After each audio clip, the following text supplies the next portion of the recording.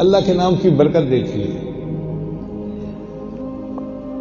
फुकाहा ने लिखा है कि नबी साहब ने फरमाया कि जब कोई कुत्ता किसी बर्तन को सूंघ ले तो उसको 7 मरतबा पानी से धोएं और 8वीं मरतबा उसको रेत के साथ अच्छी तरह साफ करें। यानी इतना नापाक होता है कि 8 मरतबा बर्तन धोने के बाद पाक होता है। उस शिकारी कुत्ते को अगर आप छोड़ दें अल्लाह का नाम लेकर शिकार के ऊपर और वो खरगोश को पकड़ के लाए और खरगोश उसके मुंह में मर भी जाए तो हदीस पाक में आता है कि उस गोश्त का खाना बंदे के लिए जायज होता है।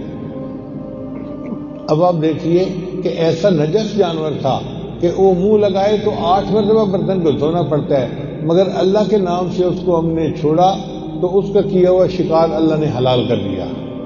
अल्लाह के नाम की बरकत देखिए कितनी ज्यादा है।